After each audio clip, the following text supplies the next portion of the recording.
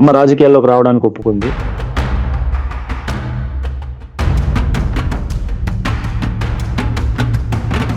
ఇప్పుడు నేను అతన్ని నాశనం చేయాలి, అతన్ని ఏదో చేయాలి అనే ఆశ.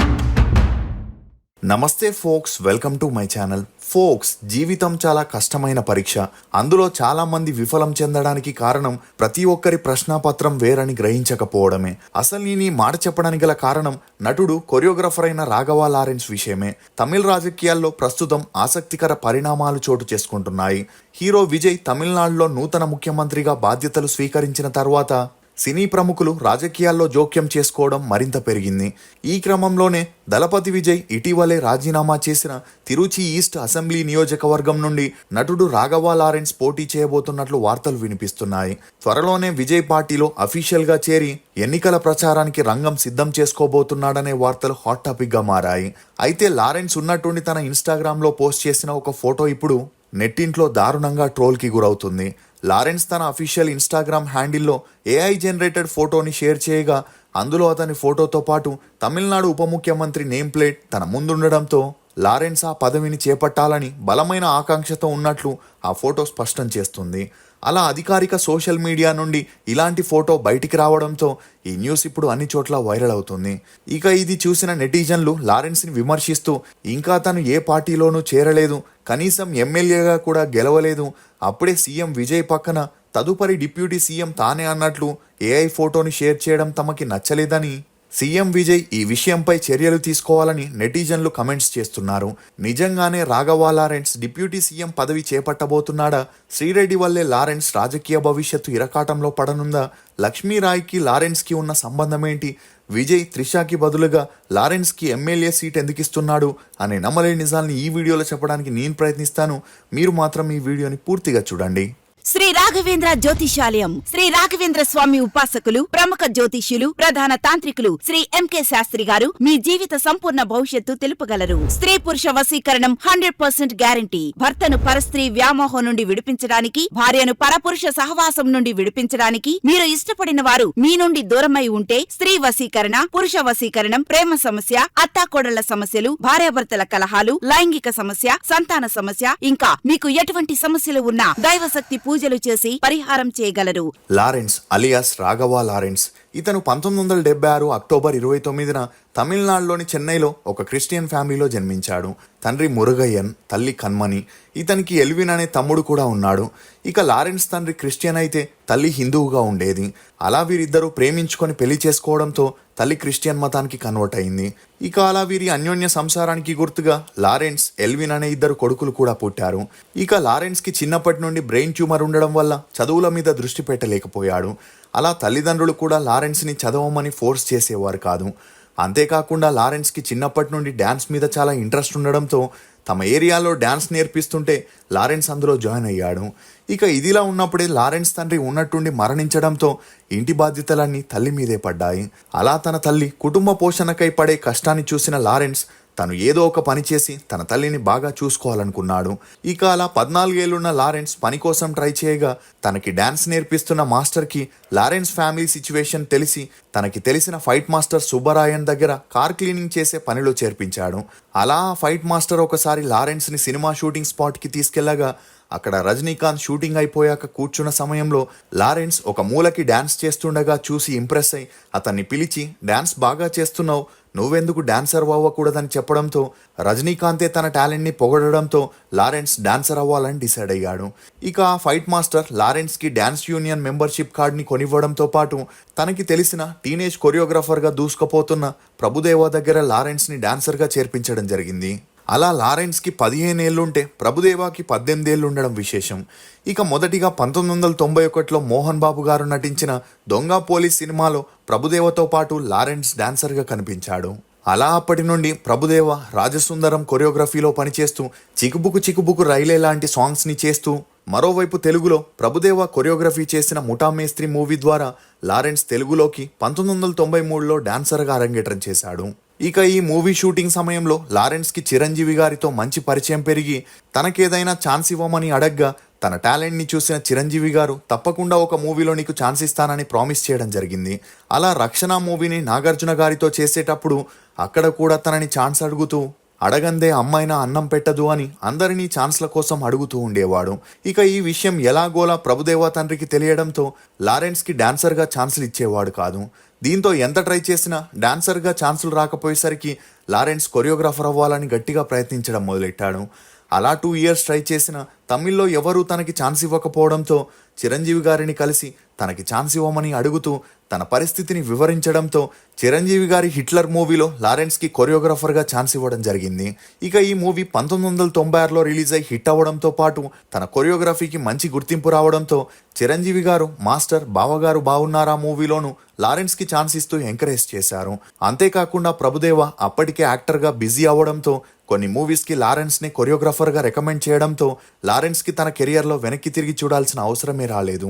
అలా తెలుగు, తమిళ్, కన్నడ, మలయాళంలో కొరియోగ్రాఫర్గా దూసుకుపోతున్న లారెన్స్కి ప్రభుదేవా లాగే తనకి కూడా సినిమాల్లో నటించి హీరో అవ్వాలనే ఇంట్రెస్ట్ పుట్టింది. ఇక ఇదిలా ఉన్నప్పుడే తను కొరియోగ్రఫీ చేసిన మూవీ డైరెక్టర్స్ని, ప్రొడ్యూసర్స్ని యాక్టింగ్లో తనకేదైనా ఛాన్స్ ఉంటే ఇవ్వమని అడుగుతూ ఉండేవాడు. అలా director Muppalaneni Shiva speed dancer అనే కథని లారెన్స్కి చెబుతూ ఈ మూవీకి ప్రొడ్యూసర్ దొరకగానే నీతోనే ఈ మూవీని చేస్తానని చెప్పడంతో లారెన్స్ ఎప్పుడెప్పుడు ఆ మూవీ స్టార్ట్ అవుతుందా అని వెయిట్ చేస్తుండేవాడు. అలా 1998లో స్పీడ్ డాన్సర్ అనే మూవీ షూటింగ్ స్టార్ట్ అవ్వగా అందులో మౌనికా బేడి హీరోయిన్గా చేయడం, అలా ఆ మూవీ 1999 జూన్ 18న రిలీజ్ అవ్వగా ఆశించిన స్థాయిలో ఆ మూవీ ఉండకపోవడంతో అది ఫ్లాప్ అయింది. కానీ లారెన్స్కి మాత్రం యాక్టర్గా ఛాన్సులు వెతుక్కుంటూ వచ్చాయి. పార్దాలే పరవశం అనే మూవీని చేయగా అది హిట్ అవ్వడంతో లారెన్స్కి యాక్టర్గా తమిళనాడులో మంచి గుర్తింపు వచ్చింది. ఇక అలా ఒకవైపు హీరోగా చేస్తూనే మరోవైపు డైరెక్షన్ చేయాలని డిసైడ్ అయ్యాడు. దీంతో ఒక రైటింగ్ టీంని పెట్టి తనకి నచ్చినట్లు మాస్ మూవీ స్టోరీని రెడీ చేసుకొని ఆ స్టోరీని తమిళ్లో విజయ్, సూర్య, అజిత్ లాంటి వారికి చెప్పిన లారెన్స్కి డైరెక్షన్లో ఎక్స్పీరియన్స్ లేకపోవడంతో తనకి ఛాన్స్ ఇవ్వలేదు. దీంతో తెలుగు హీరోస్ కోసం ట్రై చేయగా చిరంజీవి గారి డేట్స్ ఖాళీగా లేనందువలన లారెన్స్ చెప్పే స్టోరీ వినలేకపోయాడు. దీంతో నాగార్జునని అప్రోచ్ అవుతూ తనకి 30 నిమిషాల టైం ఇవ్వమని అడగడంతో లారెన్స్ మాస్ మూవీ స్టోరీ లైన్ని చెప్పగా నాగార్జునకి అది చాలా బాగా నచ్చి తనే ప్రొడ్యూసర్గా హీరోగా చేయాలని డిసైడ్ అయ్యాడు. అలా 2004 డిసెంబర్ 23న రిలీజ్ అయిన mass movie block buster hit అవ్వడంతో పాటు నాగార్జున సినీ కెరియర్లో అత్యధికంగా వసూలు సాధించిన చిత్రంగా నిలిచింది. ఇదిలా ఉంటే శాంతి అలియాస్ లత అనే తమ బంధువుల అమ్మాయితో లారెన్స్కి 2007లో పెళ్లి జరపగా వీరి అన్యోన్య సంసారానికి గుర్తుగా ఒక అమ్మాయి జన్మించింది. అలా అప్పటికే లారెన్స్ డాన్, స్టైల్, రెబల్ అనే మూవీస్ని చేయగా మళ్ళీ తను హీరోగా ట్రై చేయాలని శంభూదేవన్ డైరెక్షన్లో ఇరుంబు కోటై మొరటు సింగం అనే మూవీని చేయగా ఆ మూవీలోనే లక్ష్మీరాయ్తో తనకి మంచి పరిచయం ఏర్పడింది. ఇక ఈ మూవీని హై బడ్జెట్లో చేయగా ఆ మూవీ రిలీజ్ అయి ఫ్లాప్ అవ్వడంతో లారెన్స్ యాక్టింగ్ కెరియర్కి ఫుల్ స్టాప్ పడిందని అందరూ అనుకున్నారు.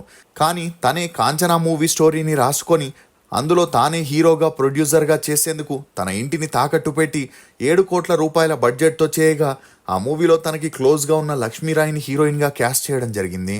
అలా కాంచనా మూవీ 2011 జూలై 15న భారీ ఎక్స్పెక్టేషన్స్తో రిలీజ్ అయి హిట్ అయి లారెన్స్ ఇక పైన హారర్ మూవీస్ని చేయాలని డిసైడ్ అయ్యాడు. దీంతో వెంటనే కాంచనా 2 అనే మూవీని చేయగా అది కూడా రిలీజ్ అయి బ్లాక్ బస్టర్ హిట్ అయింది. కానీ ఆ తర్వాత చేసిన మెట్టు శివ, కెట్టు శివ, శివలింగ, కాంచనా 3 మూవీస్ అన్ని రిలీజ్ అయి ఫ్లాప్ అయ్యాయి. అంతేకాకుండా ఆ తర్వాత తను యాక్ట్ చేసిన చంద్రముఖి 2, జిగర్ తాండా, XX అనే మూవీస్ కూడా బాక్సాఫీస్ వద్ద బోల్తా కొట్టడంతో ఇప్పుడు కాంచనా 4ని చేయాలని రాఘవ లారెన్స్ ప్లాన్ చేస్తున్నట్లు తెలుస్తుంది. ఇదిలా ఉంటే శ్రీరెడ్డి ఒక ఇంటర్వ్యూలో లారెన్స్ గురించి మాట్లాడుతూ అతన్ని తను ఒక ఆర్టిస్ట్ కోఆర్డినేటర్ ద్వారా గోల్కొండ హోటల్లో కలిసిందని, ఆ తర్వాత తనని లారెన్స్ రూమ్కి తీసుకెళ్లాడని, అలా లోపలికెళ్ళగానే రూమ్ లోపల రాఘవేంద్ర స్వామి ఫోటోలు మరియు రుద్రాక్ష మాలల్ని చూసి తను గ్రేట్ అనిపించాడని, కానీ ఆ తర్వాత తను మాట్లాడుతూ నేను పేద కుటుంబం నుంచి వచ్చాను, నాకు ఛాన్స్ విలువ తెలుసు, కొత్త వారిని నేనెప్పుడూ ప్రోత్సహిస్తూనే ఉంటాను, అంతేకాకుండా చాలామంది పేద పిల్లలకి ఆశ్రయం ఇస్తున్నానని లారెన్స్ చెప్పడంతో తను చాలా ఇంప్రెస్ అయిందని, కానీ మెల్లగా అతని నిజమైన రంగుని చూపిస్తూ ముందుగా తన నడుముని చూపించమని అడిగాడని, అద్దం ముందు నిల్చొని అసభ్యకరంగా ప్రవర్తించాడని చెప్పగా అది చూసి తను షాక్కి గురైందని, అలా తనని మొదటి మీటింగ్లోనే వాడుకొని బెడ్ మీదనే యువర్ ఆఫర్ కన్ఫర్మ్ అని చెప్పాడని, అలా అతనితో చాలా నెలలు సన్నిహిత్యంగా ఉన్నప్పటికీ తనకి ఛాన్స్లు ఇవ్వలేదని, ఫోన్ చేస్తే కట్ చేస్తుండేవాడని, అతనే కాదు ప్రతి ఒక్కరూ ఛాన్స్ల పేరుతో అమ్మాయిల్ని వాడుకుంటున్నారని శ్రీరెడ్డి చెప్పడంతో ఈ న్యూస్ పెనుదుమారం రేపింది. ఇక ఈ న్యూస్ ఎంత వైరల్ అయినా లారెన్స్ మాత్రం ఈ వార్తలపై స్పందించలేదు. ఇదిలా ఉంటే ఎప్పుడైతే విజయ్ సీఎం అయ్యాడో తను పోటీ చేసి రిజైన్ చేసిన తిరుచి ఈస్ట్ నుండి త్రిషాని ఎమ్మెల్యేగా నిలబెడతాడనే వార్తలు హల్చలయ్యాయి. కానీ విజయ్ పొలిటికల్ స్ట్రాటజిక్ టీం మాత్రం త్రిషాని ఈ పోటీలో నిలబెట్టకూడదని, అలా చేస్తే మన పార్టీ దెబ్బతినే ఛాన్స్ ఉందని విజయ్కి అందరూ నచ్చజెప్పడంతో వేరే దారి లేక విజయ్ కూడా ఆ నియోజకవర్గంలో సోషల్ సర్వీస్ ద్వారా మంచి గుర్తింపు తెచ్చుకొని మరియు తనకి క్లోజ్ ఫ్రెండ్ అయిన లారెన్స్ని నిలబెట్టాలని డిసైడ్ అయి లారెన్స్ కూడా అందుకు ఒప్పుకోవడంతో త్వరలోనే ఉప ఎన్నికల బరిలో దిగేందుకు రంగం సిద్ధం చేయడం మొదలెట్టారు. అయితే ఉన్నట్టుండి లారెన్స్ చేసిన రచ్చతో లారెన్స్ రాజకీయ భవిష్యత్తు ఇరకాటంలో పడే పరిస్థితి వచ్చింది.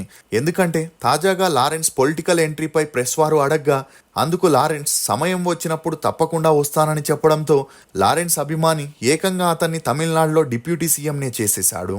అలా లారెన్స్ కుర్చీలో కూర్చొని ఉండగా తన ఎదుట నేమ్ బోర్డు మీద Raghava Lawrence deputy CM Tamil Nadu అని రాసి ఉన్న ఏఐ ఫోటోని లారెన్స్ అఫీషియల్ అకౌంట్ నుండి పోస్ట్ చేయడంతో ఒక్కసారిగా ఈ పోస్టుపై చర్చలు మొదలయ్యాయి.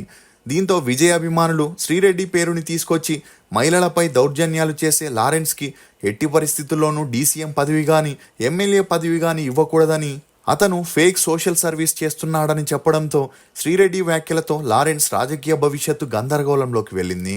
ఇక ఈ ఒక్క పోస్టుతో లారెన్స్కి జరగాల్సిన డ్యామేజ్ అంతా జరిగిపోగా తీరా ఆరాధిస్తే అది లారెన్స్ అకౌంట్ కాదని అతని అభిమాని రన్ చేస్తున్న అకౌంట్ అని తెలిసి అందరూ షాక్కి గురయ్యారు. నిజానికి ఆ ఫోటో పోస్ట్ అయిన అకౌంట్కి బ్లూటిక్తో పాటు 1.6 మిలియన్ ఫాలోవర్స్ ఉండడంతో విజయ్ ఫ్యాన్స్ మరియు టీవీకే కార్యకర్తలు లారెన్స్కి అధికార దురాశ ఎక్కువగా ఉందని మండిపడుతుండడంతో విజయ్ లారెన్స్ని ఎమ్మెల్యేగా నిలబెడతాడా లేక మళ్ళీ త్రిషాని తీసుకొస్తాడా అనే చర్చలు తెరపైకి వచ్చాయి. మీరు ఈ ఇష్యూపై ఏమనుకుంటున్నారో మీ అభిప్రాయాన్ని కమెంట్ సెక్షన్లో తప్పకుండా తెలియజేయండి. ఫోక్స్, రామునితో పోల్చుకునే అబ్బాయిలు, సీతతో పోల్చుకునే అమ్మాయిలు ఉన్నారు, కానీ వనవాసం వెళ్తావా అంటే ఒప్పుకునే అబ్బాయిలు, అగ్నిలో దూకుతావా అంటే వినే అమ్మాయిలు ఉండరు. మంచి క్యారెక్టర్ అనేది ఒకరితో పోల్చుకుంటే రాదు, అది మనం చేసే పనిని బట్టే వస్తుంది. ఇది ఫోక్స్ రాఘవ లారెన్స్ గురించి కొన్ని నమ్మలేని నిజాలు.